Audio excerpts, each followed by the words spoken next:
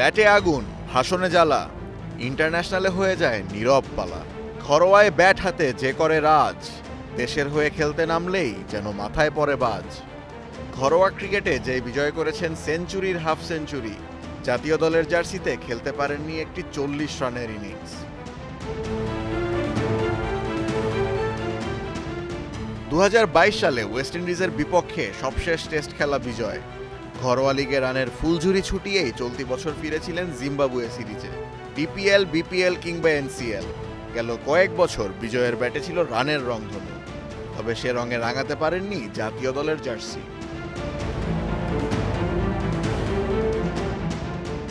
Zimbabwe সিরিজের দ্বিতীয় টেস্টে বিজয় ব্যাট করেছেন এক ইনিংসে, সেখানে খেলেছেন 39 রানের ইনিংস। অবশ্য এটাই তার ক্যারিয়ারের সেরা। শ্রীলঙ্কা সিরিজেও বিজয়ে ভরসা রাখে টিম ম্যানেজমেন্ট। তার প্রতিদান কিভাবে দিলেন এই ওপেনার? গলে প্রথম ইনিংসে ওপেনার খেলেছেন 10 বল, যেখানে একবারের জন্য মনে হয়নি উইকেটে আছেন স্বাচ্ছন্দ্যে।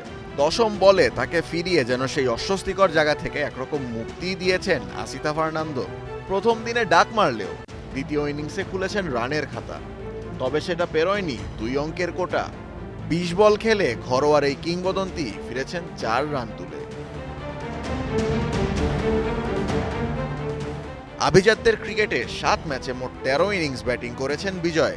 11 গড়ে তুলেছেন 143 রান। সর্বোচ্চ 39 রানের ইনিংসটা খেলেছেন এবছরেই জিম্বাবুয়ের সাথে।